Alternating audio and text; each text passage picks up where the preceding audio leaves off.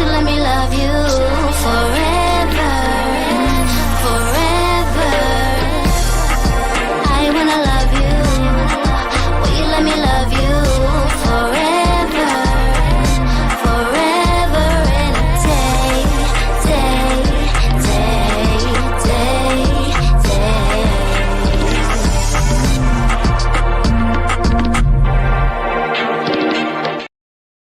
Woo! Theme song is back. Woo!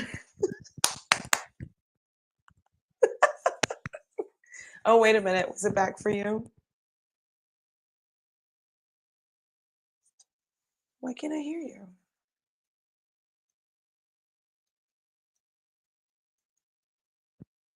Oh no. I can't hear you at all. Can you guys hear Linda?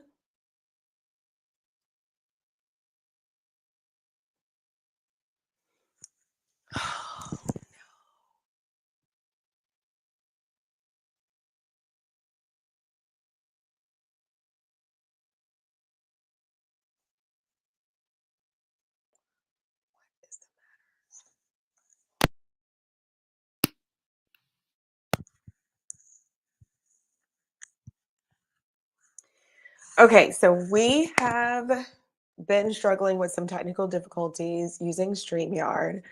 We are working on how to figure it out because we really want to talk about Match Me Abroad. It's already starting off to be such a good season. So just give us a moment to work it out, and we'll be back to talk about all the new characters and the new countries and our returning character, Harold. And I want to know your opinion. Do you think this show is good for Harold, or would he be better suited for Love on the Spectrum? Have you seen Love on the Spectrum or no? And do you think that that is a good place for Harold? Okay. I hear noise. I'm on my phone. Yes. Because I can't deal with it. I just cannot. I cannot. I hate that. I hate that. Me too. Your camera quality is great on the phone. Well, thank you. I guess this is where it's going to be. I don't know what's happening. You guys, hello. Hi, Tanya.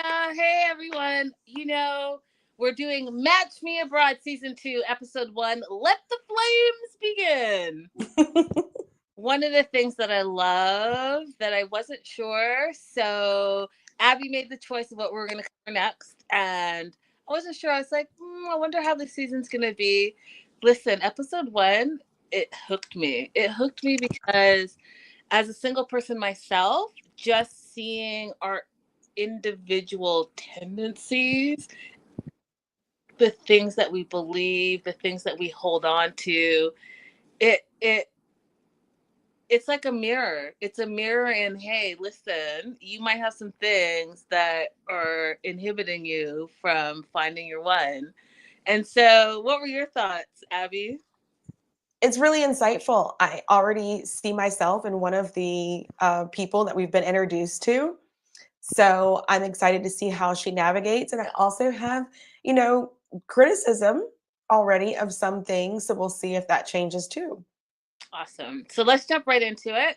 Amber, 38, beautiful Black girl from Fort Worth, Texas. She's a makeup artist. She feels like she has the gift of gab. And she is landing in Ireland. Like, it was like, boom, she was already on her way. Mm-hmm. She feels like it's good vibes because the customs officers were already flirting with her. And, she talked about how her previous dating experiences, she has had a lot of letdowns. Haven't we all? And she's having no luck with American men. And as a Canadian, I'm wondering the same, if I need to go abroad or something, because it's been dodgy for me. It's been really dodgy, Abby. I don't know. I think the quality of men is just not that great, to be honest. That's the starting point. Just the quality is not really there. Whereas the quality of women keeps going up and up and up. Ever since women have been able to have our own bank accounts, we just keep on improving in life and getting better and being good friends to our friends. And men somehow have not had any impetus to get better at being people.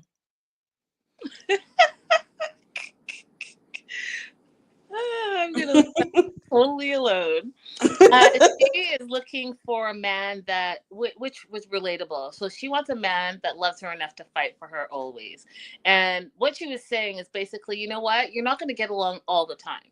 Right. So that instant, oh, we're in love, everything's great. It's not always going to be like that. Relationships are work. Relationships, and especially exclusive relationships, are commitment by both people to say, hey, you know what? I enjoy you so much. I want to do this journey of life with you. And when there's a bump in the road, the first thing in your mind shouldn't be like, I'm going to bounce, peace out. Right. And that's so she's looking for the longevity. And that to me was so relatable. How about you, Em? Absolutely.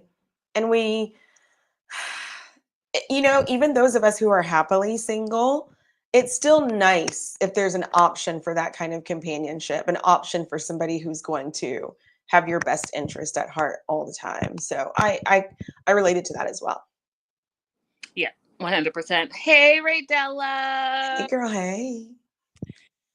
So my first concern was, so we meet Katerina, and we remember her from season 1, right? Because she was Harold's matchmaker in season 1. Mm-hmm. And I can see why they brought her back, because she's very entertaining. Like she je ne sais quoi, but the flair is there. Now, Mm-hmm. Katerina, is it Katrina or is it Katerina? I wrote down Katerina. So I think that's what it is. Yeah. So, Katerina, dear Katerina, from the Czech Republic, who is an international matchmaker, speaks 5 languages, matches people all over the world. You should know better. And I'm going to tell you what you should know better. And if you want to connect with me directly and we can have an offline conversation, we can. But the fact that you meet Amber for the first time and your hands are all in her hair, we don't like it.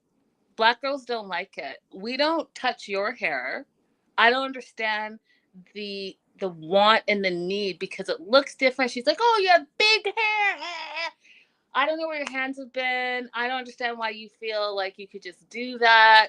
If anything, ask the person, "Hey, you know what? I love your hair. May I touch it?" And let that person decide if they want your hands up in their hair.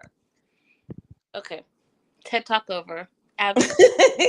It's when you do that, you are treating people like animals. I made a video recently about when I was in Uzbekistan and people kept trying to do that to me, or they would try and take pictures of me either by asking me or trying to do it covertly.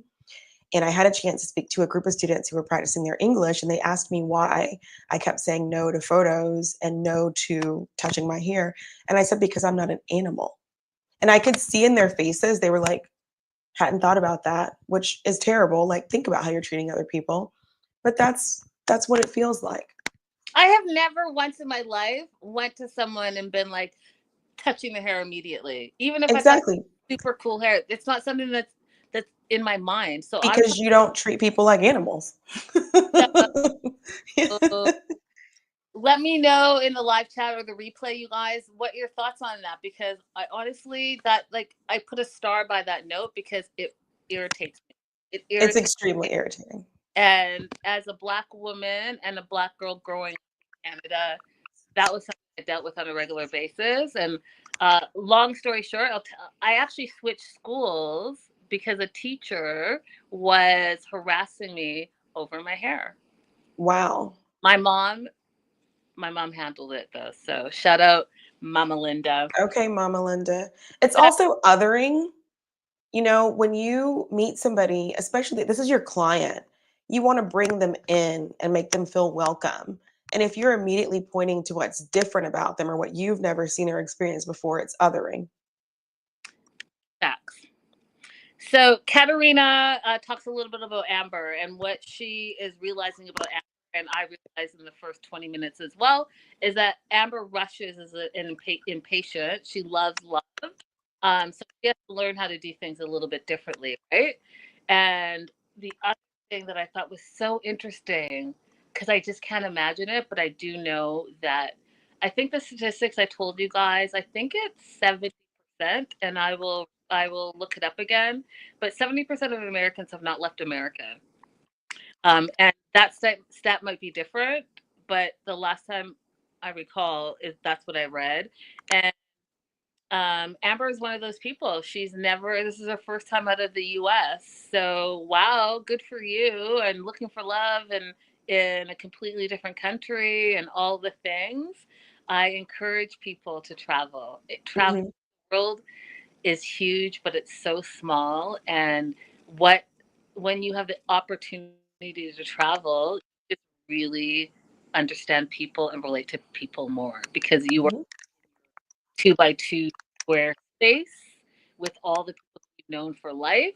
You are forced to get out of your comfort zone and explore and experience. And trust me, you guys, it will change your life. And I know Ashley, Mhm. who is a frequent flyer, uh, has something to add. Oh, one of my favorite things about travel is that we are cognizant. Most of us are cognizant. I will say, at least the people I hang out with, that our history is not actually correct, like the way that we learn history. But the difference between how people are taught history in other countries is a lot more than what I knew was wrong about the way that we were taught history. So it's always interesting to me to just go in somebody's museum or pick up some of their books and read their interpretation of World War II or the US Vietnam War. Like, read how they summarize Alexander the Great, because I mentioned Alexander the Great to one of my friends before, and she was like, "You mean Alexander the Destroyer?" Like, just talk about King Leopold, you know, with other people from different places if they're open to that conversation. Like, don't force your historical and political conversations on people that you're traveling around, but if they're open to it, have those conversations and you'll have a much better understanding of our position in the world. Americans' position, she means. Uh, so the other thing that I often have conversations with my African American friends is the fact that she is learning her history, and a lot of African Americans in America don't know their history because of the history of America, right? And how they got here and where and generation after generation after that. And so one of the things that she has found out is that, she has Irish. There's an Irish side of her, which may be one of the reasons why she wants to explore Ireland and meet an Irish man. Um, I won't go into all of that, but I think that for me, it's so interesting to not, to me, to not know, because I'm African. I know my roots, my parents' roots, their parents' roots, their parents' roots, and exactly where we're from, what tribe we're from, all the things, and have visited many a times and met the extended families. And so to have conversations with some Americans who are like, yeah, I'm from, let's say, New Orleans, and that's as far as they know. They don't know like where their history is. But I will tell you this, that in my personal opinion, everyone in America has come from West Africa at some point in some way. If you look at your history, you'll see why I'm saying that. So, she says that Colin Farrell is her ultimate good-looking Irishman to her, and I said, Amber, girl, we all think Colin Farrell is hot. So, okay, let's Yeah, he's a good pick. let's set some standards, though, right? Because not everyone's going to be Colin Farrell.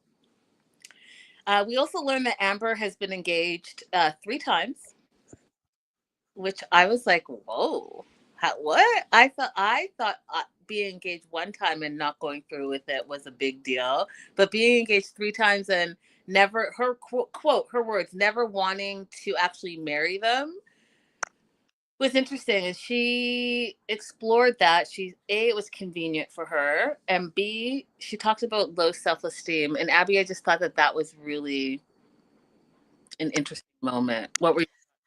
I have an idea about why she's been engaged 3 times, and let's see how it plays out as we watch. I think she's the love bomber. I think she's the love bomber, and that she flirts really heavy and gets really invested and happens to have found men who respond really well to her taking the lead and doing all of that. And that's how she's ended up being engaged 3 times. That is my theory. But I also want to go back to the African American thing.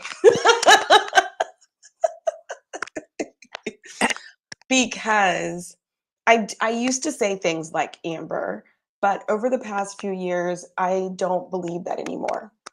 I think my family goes back 5 generations in Georgia on my mom's side. And I think if a Jamaican person can call Jamaican their heritage without being questioned on where they're from, and the same with somebody who's from Curacao or the Dominican Republic, then I can be American and be from Georgia, which was founded before Nigeria, and that be my history. I don't think the story is I'm a lost person who doesn't know where I'm from. Like, I could do my DNA results and get that back, and it certainly does go back to West Africa, but I don't think that makes me any less knowledgeable about my history. Hmm. Okay, I like that take. I like that take, and I respect that. Absolutely. So, but yeah, but back to her, a lot of people feel that way.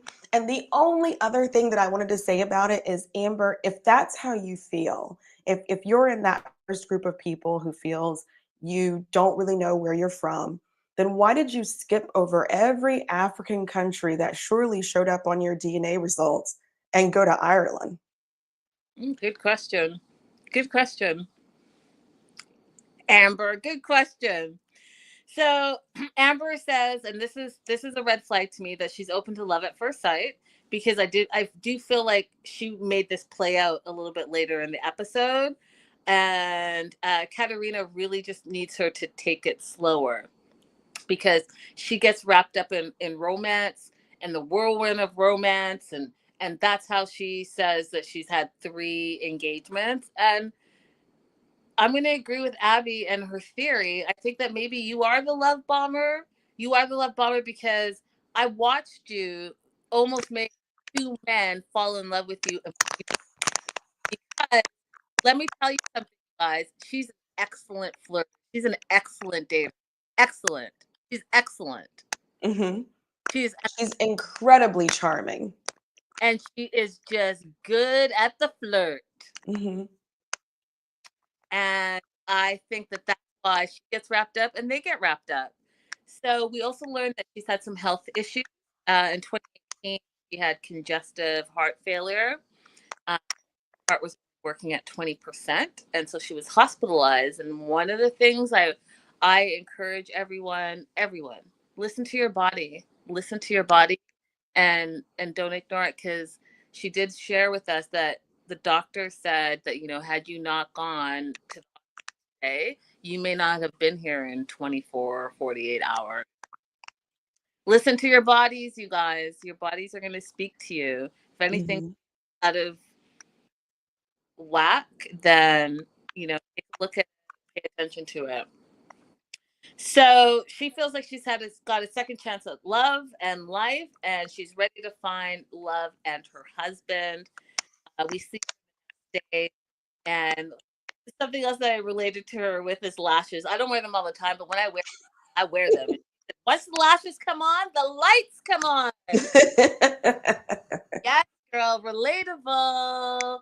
How many of you guys wear lashes? And I guess my question is, do you wear the stripped lashes? Do you get like the individual, like semi-permanent lashes? Last time I went to get my nails done, they were trying to convince me to do that. I did it one time and I hated it because of my, Korean skincare routine. I don't want to Hmm. around. I like to like wash it. Yeah. I've only done lashes for special occasions. I've never had an everyday lash. I'd like to give it a try though, because I love, ever since I got my brows done, I love having everyday brows. Listen, my brows, like, that's the center of my face right here. And I've gotten the micro needling. The thing with me though is that it's that and like Novocaine, all the things. My like they're like it releases it. My body's like no, we're no. So like So you even just are in pain the whole time. when I go, when I go to the dentist, it's a whole thing. It's a mess because they don't believe me that I'm like, listen, this is gonna wear off super quickly. Like my body just rejects it. That's another story. But I'm into lashes. Let me have a little lash on. But I also want to take them off. Like at the end of the day, everything comes off. Mm-hmm. Up, lashes, the whole thing. So Amber is getting ready for an organized mixer that Katerina has set up, and she's got like first date jitters. But she's getting ready. She chose a beautiful red dress. She put her little black jacket on over her shoulders. And she was like, "Let me go and find me a man."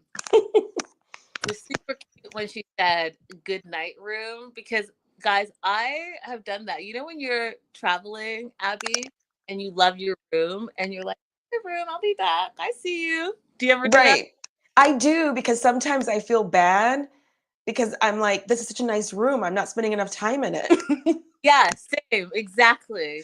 Hey, Megan. Hey, girl. Hey. Hey, doctor. Yeah, that was relatable. So she gets to the mixer, and let me tell you a little something, you guys. Ross saw her immediately. So Ross and Glenn hanging out, two Irishmen, and Ross was like bullet line to her. And she was very responsive in the beginning. And I thought it was hilarious. And she flirted a little bit. She was like eating some appetizers, and he's asking her questions. She's like, "Oh, I don't even know what I need." And I like the whole flirt. Her flirt game, guys, is crazy to me. Crazy. Yeah, top tier. She could teach some classes. And she's professional, Abby. So Katerina shows up, and the event is called Find L'amour, Deep Dating. And they're going to have several meetings with different individuals there, but they're not allowed to talk. They're just supposed to do whatever the activities are. The ladies had to sit on the outside in a circle, and the men are supposed to sit anywhere else in the room. Now, what happens? Ross sits right beside immediately. Ross was like, "I'm sitting with Amber." And the point of this event, or the point of this mixer, is to find out three things, Katerina said. Who she is, who Amber is, how she relates to men, and what she needs. Now, we're starting to find out who she is. We can tell that she definitely relates to men very easily. And we can also see that she is going to have some needs because, like Abby said earlier in the show, I do think that she can create a loving situation immediately, which can be tricky, right? Because you don't really know this person. Thoughts, Abby? Yeah, there are so many men who are going to be drawn in by her initial presentation, which is lovely. She's a lovely seeming person. Mm. But then when you get to the harder issues and the conversation, and particularly if she actually wants a man who's going to be a little bit more of a leader, that's going to be hard for her because she's doing so much of the upfront attraction on her own. 100%. Listen to that, lady. Single ladies, listen to what Abby just said, because those are facts. Yeah. Oh, also, like somebody told me this, which applies to other things too, but as far as like comedy goes, I used to always be hung up on this one particular guy and be like, but he's so funny. We're so funny together. And my therapist said, are the jokes yours or are they his? So it relates to everything. Like whatever you say about another person in that relationship that you love, is it yours or is it his? That's good feedback. Mm-hmm.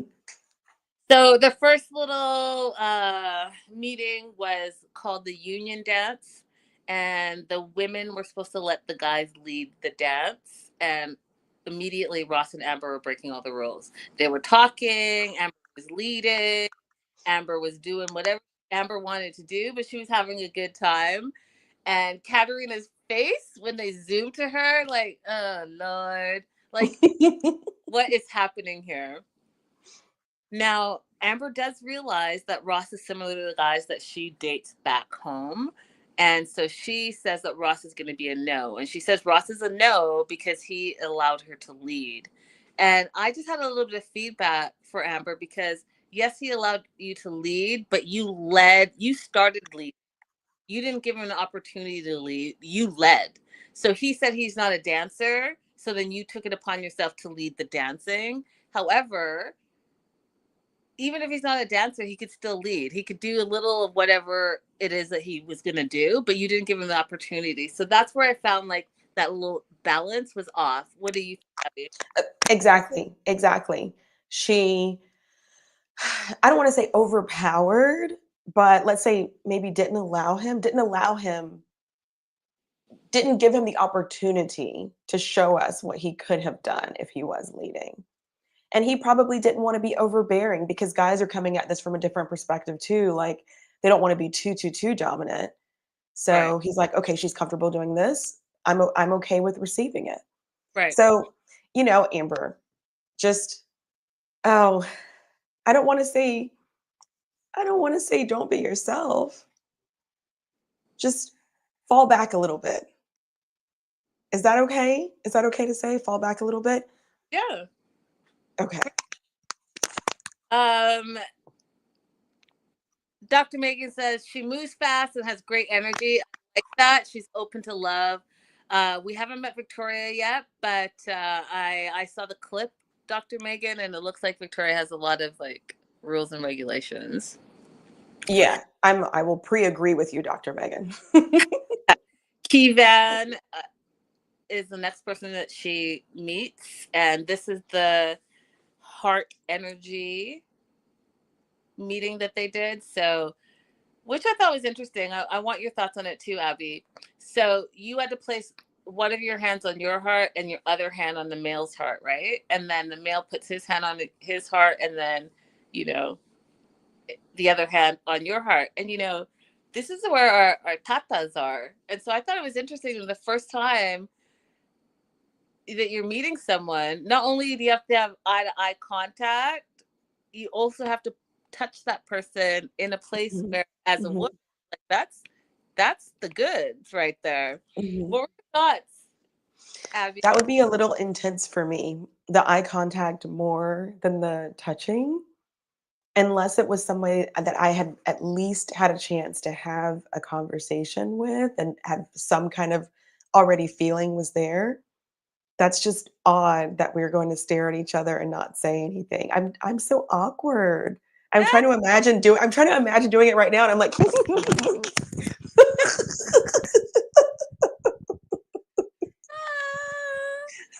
I the eye contact thing because, like, for work, that's something that I just automatically have to do. But like, the tatas are tataing, so it would be weird for me to have someone that I Mhm. know that's not like in the medical field that's like looking at me having their hands on me immediately. But it was Yeah. so they had to close their eyes. They had to start breathing together with their hands on each other's hearts, and right away you saw chemistry again. Right, so like every man that you meet, she has chemistry. No, she's creating that chemistry. So she with Kevon and Dr. Megan. Dr. Megan, Katarina was like, "Oh, I have to keep my good eye on her because not only is she again breaking the rules because they were chit-chatting, but she sees how Amber like falls in love so quickly, Mhm. create those loving moments, and she doesn't want Amber to fall in love too quickly at all because I think Amber's lesson, Abby, is going to be you have to see your part in this. You're creating a love connection without actually having the connection first. And Exactly. when you Exactly. She's like, how do you pronounce your name again? Kevin. I love that. all of that, all all of that, and then the way she looks so amazingly in his eyes, so and she like blink, blink, blink, blink. Okay, Amber, Ross is somewhere crying. I see you. I see you. Kevon and Amber had better chemistry than she did with Ross. Dr. Megan does. I mean, Dr. Megan creating chemistry with everyone. Yeah, she had good chemistry with both of them. I think that the one thing that we got to see between Kevon and Amber was that, when she was talking so close to his face that he leans into her. Well, Ross he didn't get a chance to have that same moment, but I think that's what made it seem like, oh gosh, they have really good chemistry. 100%. So that is Amber's story. Do you want to add anything before we move on to Monica? No, let's do Monica. Monica is me. Is she? Monica is me. Monica is self-sufficient. She's been handling her business for years. She's got her hobbies down now that her child is off in college. And she's like, what do I do with all my free time now? I think there's more to Monica though. But okay, Monica's 41. She's in Newport Beach, California. I really do want to know what Monica does for a living because Newport Beach is super expensive. Literally lives on the beach, you guys. So whatever that beachfront property is, Monica is Monica-ing. Her matchmaker is Louisa.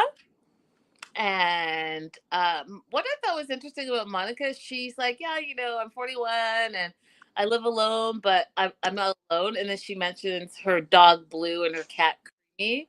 And one of the things, you guys, that I love animals. I don't like cats. I don't care what you guys say. It's not for me. But she does the baby voice to them, and it was so irritating to me. Why do y'all do that? It's I not immediately thought about you when she started talking to her animals.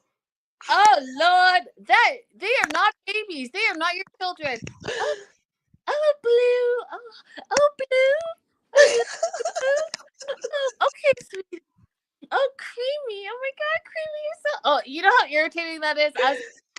I was like, she better cut this out immediately because I cannot handle listening to that. And the funny thing is, I will do that to animals, but I never spoke to my own child in a baby voice. I was like, no, we're going to have proper sentences coming out of this child's mouth. I will not do the goo goo gaga thing. Taylor did not hear any baby talk from me ever, but let me see an animal that I care about. Hello, little precious. Oh, you guys, why do y'all do that? It's old. Stop, stop. My ear just started ringing again. Like, nah.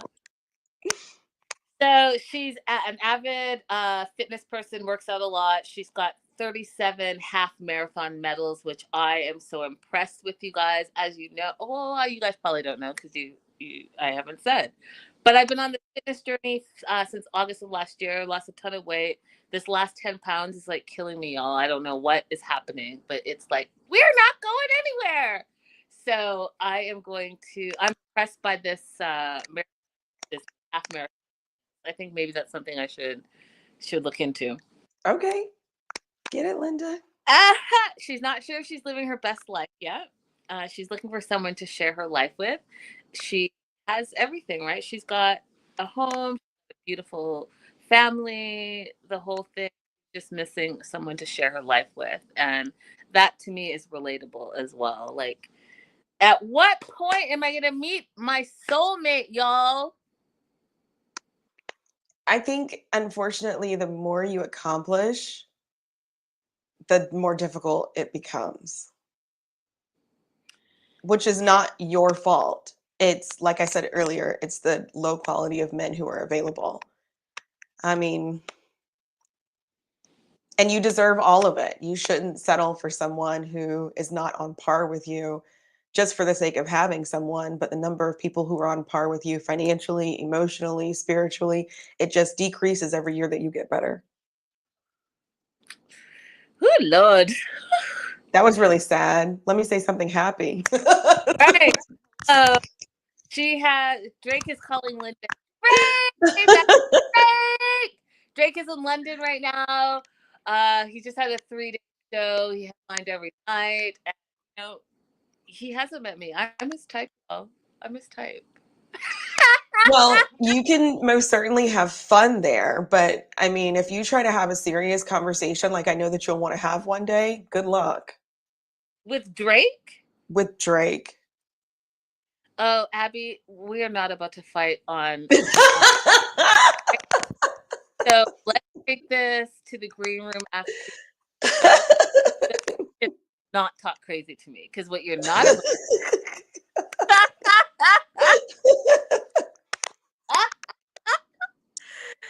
Oh my God, Becca, can you believe Abby?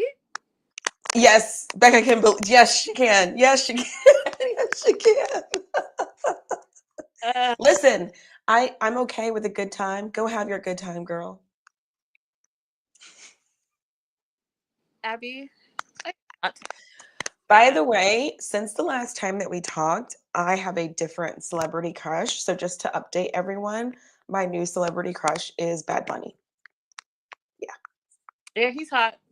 It was Lenny Kravitz, but after watching him on Hot Ones, you guys, if you haven't seen him on Hot Ones, so much fun. So much fun to watch him. Okay. And you can have a crush on him too. I'm okay with that. No, Drake. As you guys know, I don't crush on celebrities. The only crush on celebrity I have is Drake, and it's been Drake, and it will only be Drake. Everyone else is like, yeah, he's hot. Yeah, he's hot, but like not a crush at all. Mm-hmm. Monica has a 21-year-old daughter, Alyssa. She is a Division I player. She is off to university, college, you guys say, but she's home visiting for 2 months before she goes back to school.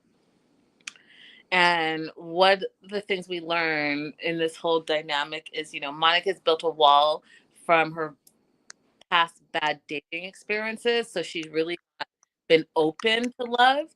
And what she's done instead is made Alyssa of her universe. And we'll talk about that shortly.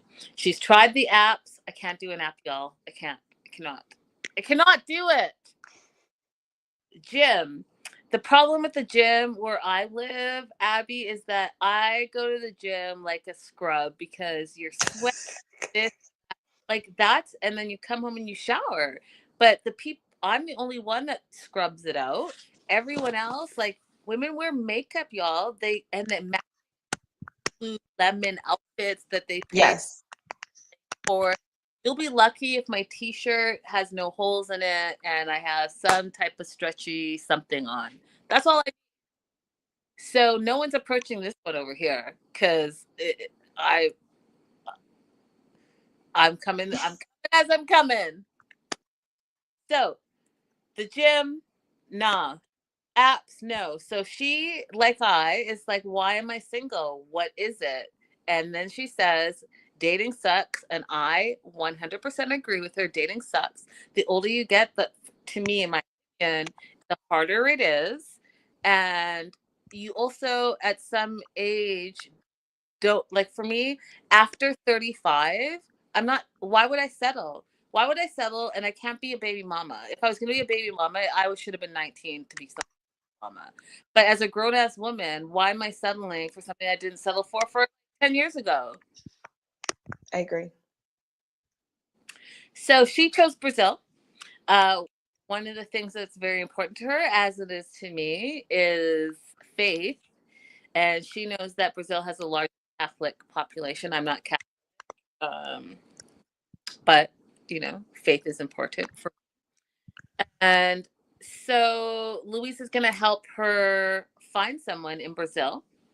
But Louisa also says what her role in this whole thing is, that she wants to make sure that they're dealing with the mental and emotional questions before they go to bed, before you have your first kiss. What you're about to do is you're about to have some conversations, which Abby made me think of myself and all the questions I tell you guys to do before you get in a serious Mhm. relationship. Like, am I a matchmaker? Look, maybe you are. New venture. Am I a matchmaker? I'm a therapist. I'm a matchmaker. Okay, calm down. Louisa also said, part of what Monica is going to need to do is to learn to put herself first, because she's always put her daughter first, and the daughter is the center of her world. And what that has created is that the daughter feels pressure to make her mom happy. Comes home more often. She spends time more often when really she's trying to live her own life. And she's 21. She's trying to experience her own journey in this life, but she's so worried about her mom because her mom is so alone and focused on, the sacrifice she did for the last 21 years raising a baby on her own. So Monica acknowledges that she knows it's not fair to her daughter to make her the centerpiece of her life, but that's all she's known.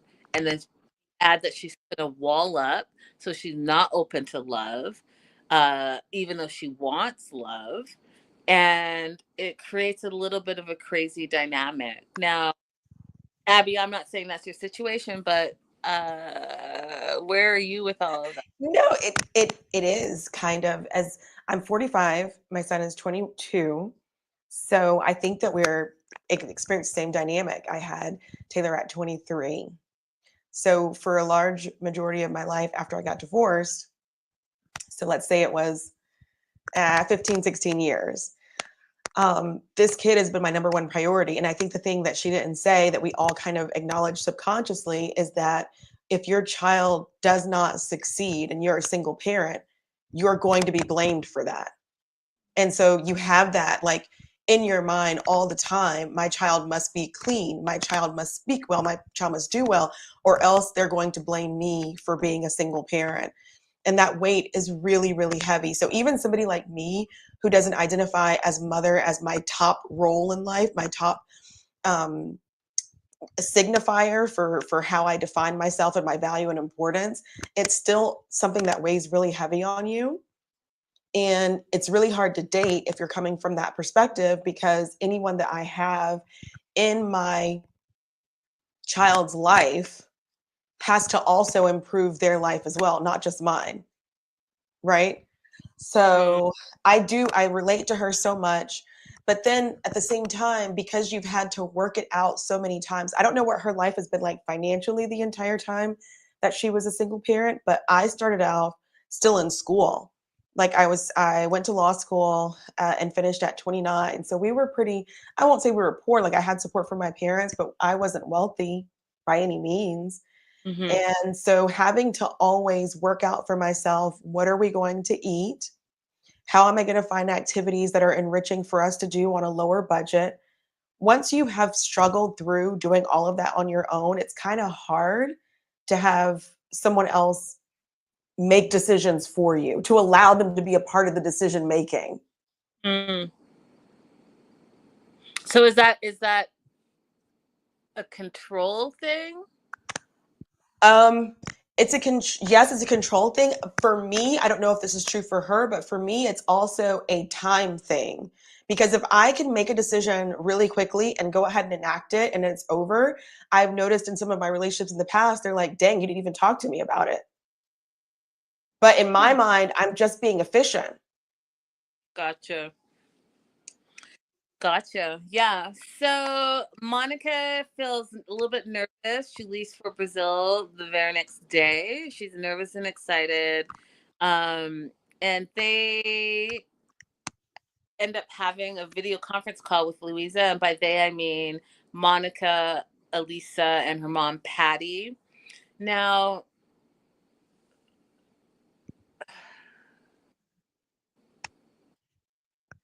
Patty. You're someone's mama, so I'm not gonna say. I'm just gonna say Patty. So Louisa's asked, what do you think would be a good match for Monica? And Patty's like, oh, someone that is tall, dark hair, athletic. So she really stuck to the outside appearance stuff. And I say this all the time. I say it with the 90 Day franchise, and Match is part of the whole Sharp Entertainment TLC franchise. So the children always have much more wisdom. And I'm trying to figure out why that is. I think it's because they know their parents and they know their strengths and weaknesses. And I also do think that when you have a child, hopefully they get the best of you.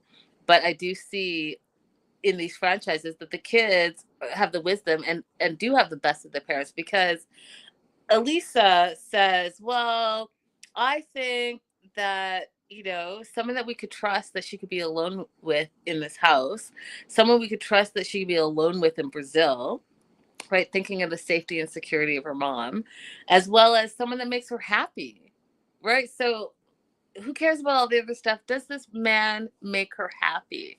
And I was like, see, the kids. It's always the kids, Becca. So Alyssa goes on to say that she feels like she has to be there for her mom because no one else is. And that pressure would be lifted off of her if her mom was dating someone. Is that relatable to you, Abby, or no? Yeah, I think it is relatable. I know there's some times where I'm like, "Oh, Taylor, let's go eat here or let's go do this thing." Not often, but sometimes. And I know Taylor would rather hang out with friends or even just be alone. And it's like, I can't say no to my mom too many times in a row. I know that's there. I know it exists. Mm-hmm. So yeah, I think that's relatable. I also think it's relatable that your child becomes an expert on you, maybe more so when you're a single parent. But my kid will tell me things about myself that I wasn't conscious of from their years of observation. Some of it's selfish because they're like trying to figure out when to ask you for stuff. But but they know you very well. Yeah. Becca says, my son basically said the same thing to me when he was 16, but he also wanted me to be happy. So we meet one guy that could be a potential. His name is Bruno. He's been single for a few years. He's looking to find love, a partner to grow with him. He's into gym, soccer, and he's ready to find love. He was really adorable and handsome, I thought. Yeah. So Monica was happy about that. I hope that she doesn't just cling on to, again, someone just saying all the things that you want to hear. You have to be open to it all, right? And last and certainly not least, this episode, Harold, who we know from season 1, back, 43. He's living in Irvine now, Texas, with his 90-year-old grandmother named Maria. His matchmaker is Dolly. I thought it was interesting that he the way he described himself is that he's an artist and a creative soul. Oh, Harold. Because, he paints, you guys, and he draws and all the things. He's also a senior radiation protection tech. One thing I learned about him this episode that I don't think I learned all season, last season, is that he works 3 months on and 3 months off. So during his downtime, he's able to do like more stuff, I guess. He's living with his grandmother. And the suspenders are still there. They're back, y'all, in full effect. He never got rid of them. That is definitely his signature sign. But he's eager to live on his own with his future wife, and he's just really looking for love. Yeah, his grandma was super cute, Dr. Megan, but also 90. She did not look 90, Abby. No, she looks great. Mm-hmm. And full of like energy. Wow. and Okay. completely mobile. Yeah. So he loves anime. Apparently, he loves Singapore now. I was like, I need to know the backstory to this. How did Singapore that you're just like, ooh, I love Singapore so much because they love anime and they're nerdy like me, so it would be a perfect fit. I need to know a little bit more. How did you land on Singapore, Harold? So, because of the anime and all of that stuff, he is bringing his sticker collection of his art with him on this trip.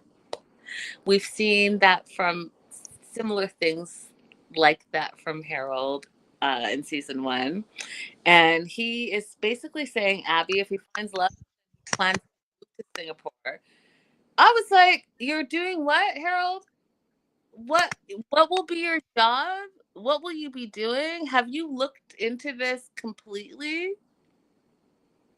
Well, I thought it sounded more probable that he's going to live there part time and work part time in the US since he's 3 on, 3 off.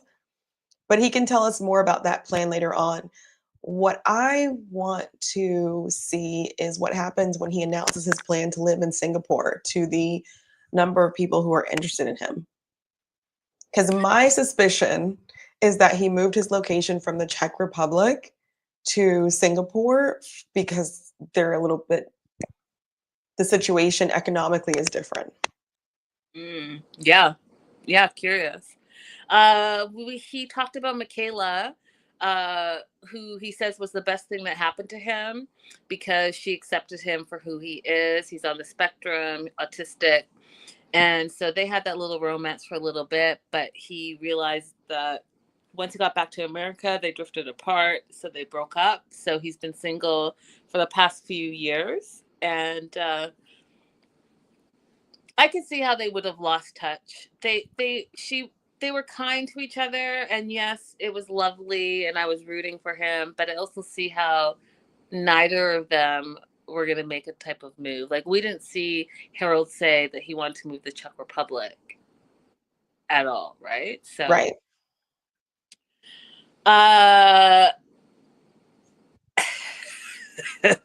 what are you packing, Harold, for your trip to Singapore? It's the best line ever, you guys. He said, my drawings, my sketchbook, and my hopes and dreams. And suspenders. And his, like, dozens of them, you guys. Just suspender after suspender. I, who showed him that? And who told him that those were, like, it? This has clearly become some kind of comfort item for him.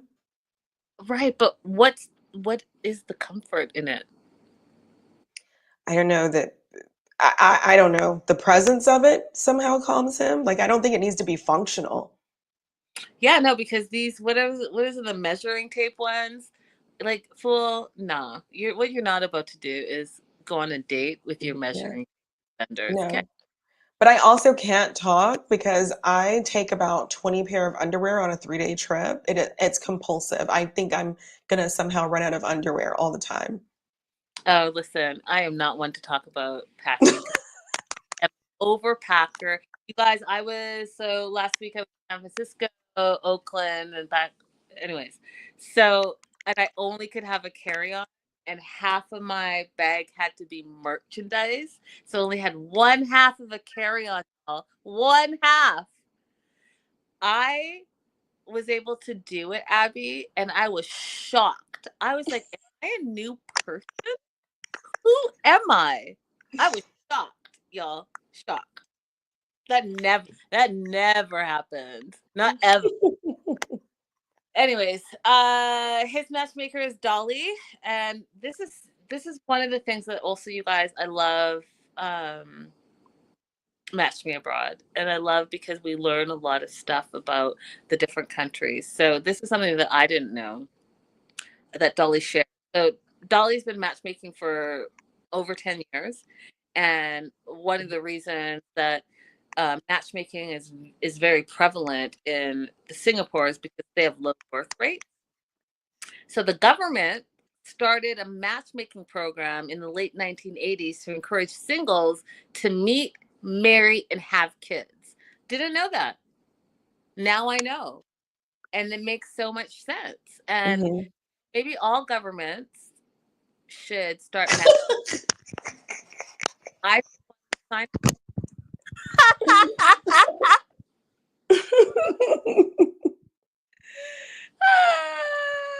I would sign up.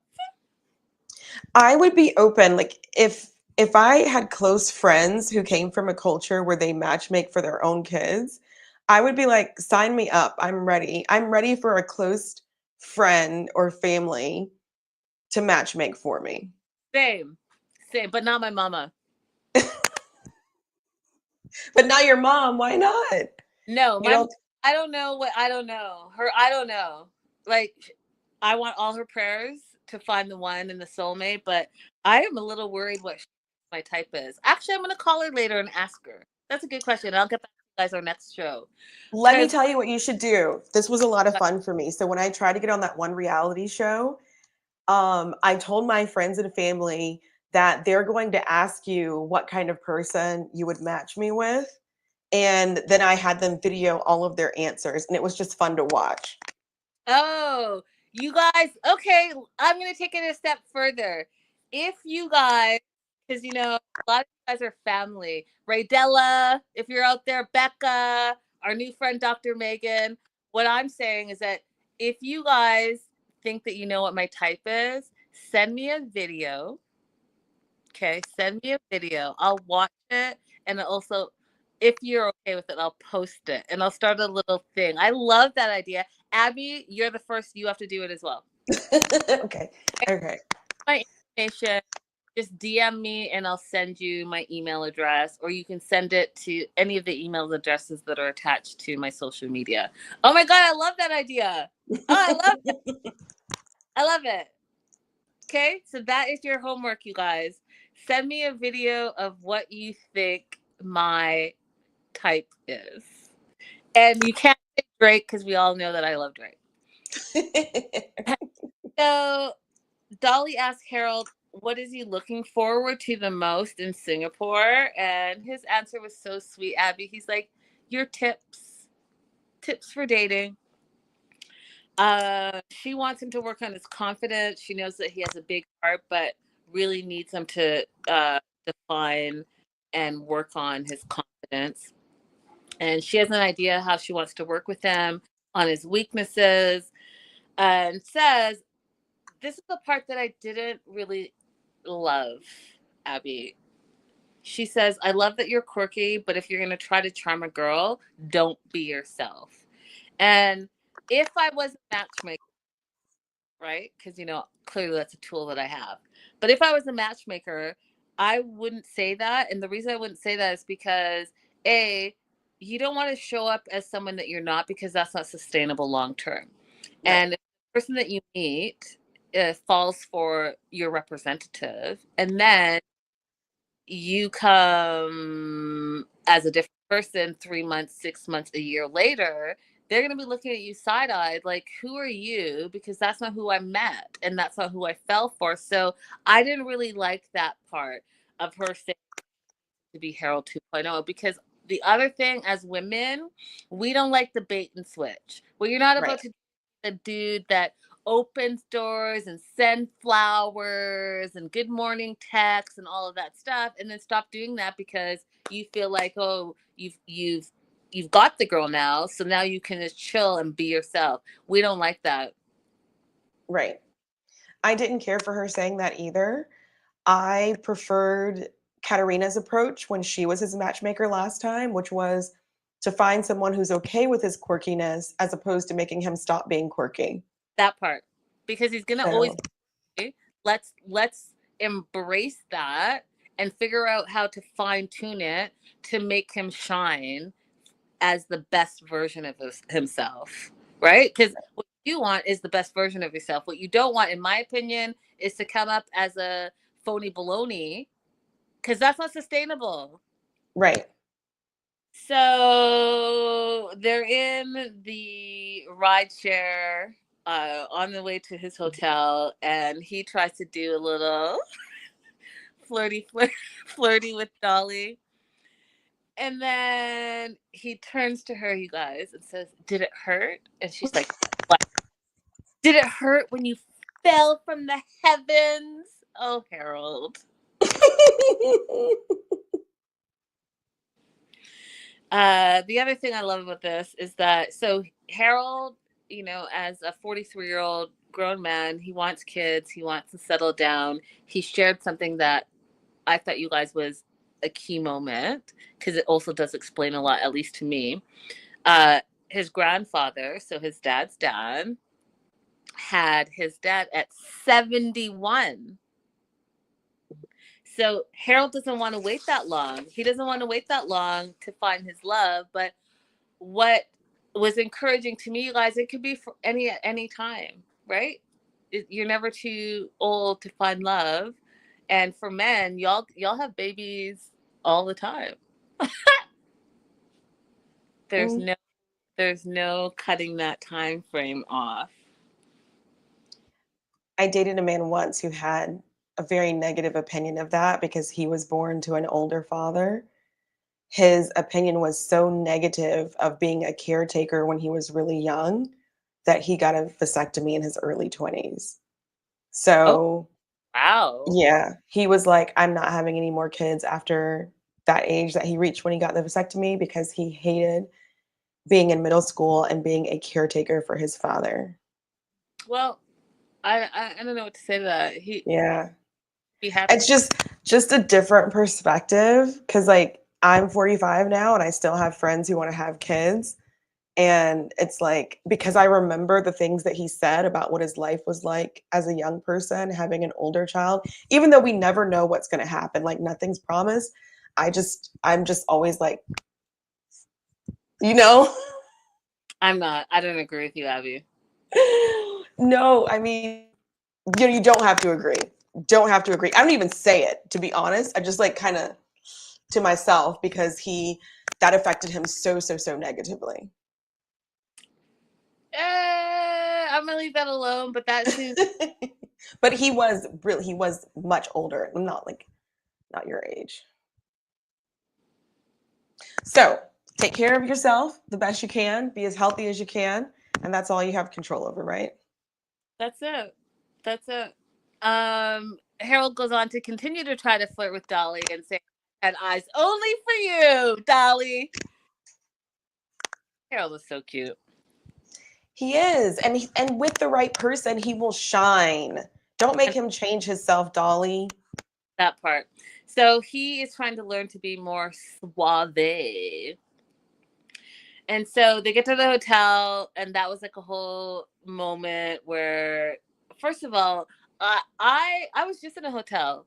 They never ask you, "Are you guys staying together?" That is not their business, and that's not something they ask you. I think that was comedic relief because they ask the name on the reservation to get your hotel key ready after you've given them their credit card. They're not saying, "Oh, are you two staying together?" That is not their business. That's something that they say.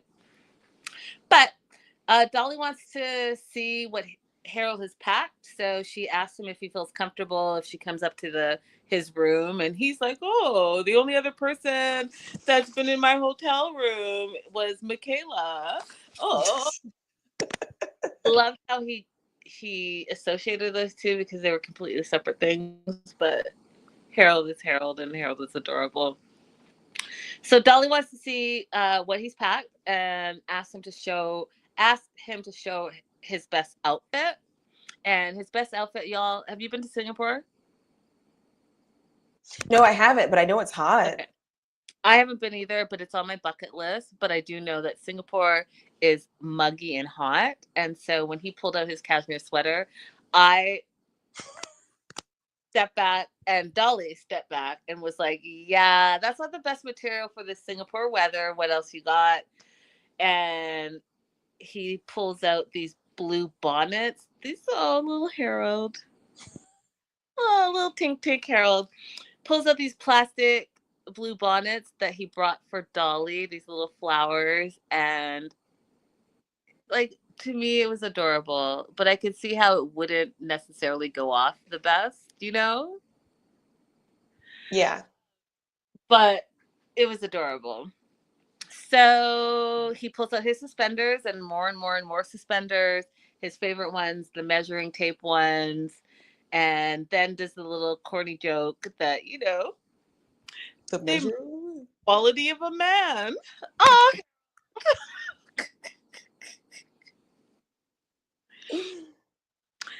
so Dolly's like, okay, but what's your best attire without the suspenders? And she sees a couple of like a maroon type shirt button down and says, you know, okay, we can work with this, we can work with this. And the end of his little segment was that he doesn't mind the criticisms and feedback from Dolly because he's willing to do whatever it takes to find love.